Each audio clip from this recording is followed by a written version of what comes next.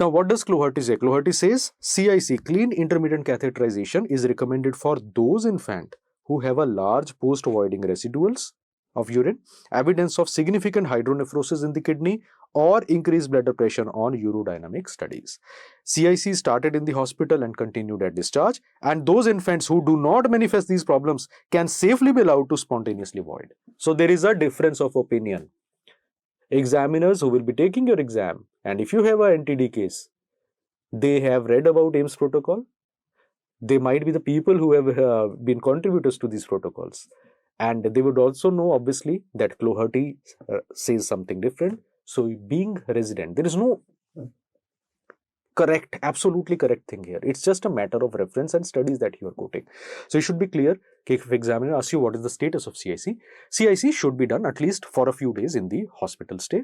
Now, whether to continue it later, according to AIMS protocol and certain neurologists, it should be continued for about 2 to 3 months.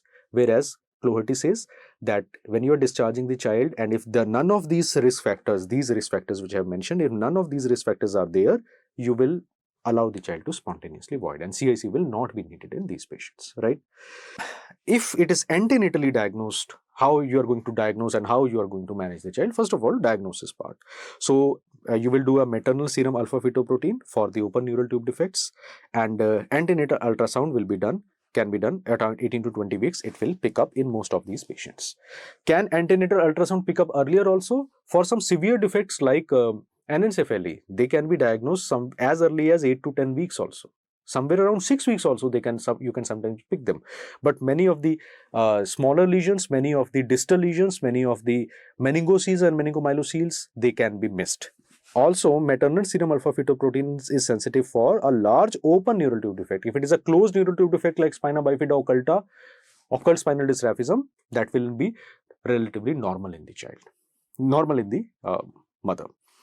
Then fetal MRI is most sensitive but not routinely used for screening. So if they ask you which is most sensitive, fetal MRI. But is it done routinely? No. Only if there is some suspicion, strong risk factor, then you will do fetal MRI. And then fetal surgery can be performed. Fetal surgery should be done before 24 weeks. So when will you do fetal surgery? See, post-operative surgery within 48 to 72 hours in an ideal world. Fetal surgery in an ideal world diagnosed early before 24 weeks by either open or minimally invasive approach.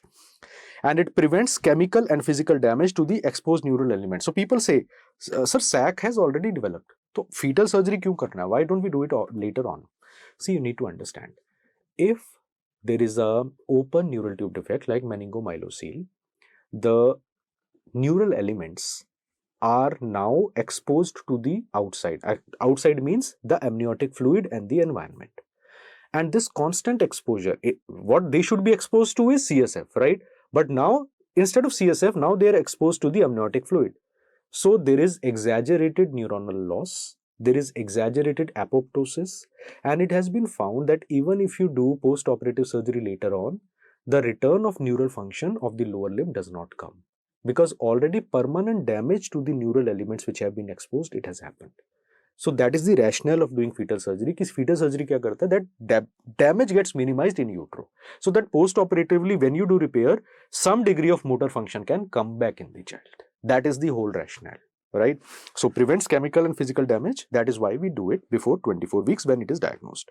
And complications, obviously fetal surgery is not an easy thing. So you will have complications like preterm labor, oligohydramnios, abruptio placenta, and even fetal death can happen in the child. So benefit versus risk, that weighing thing has to be done.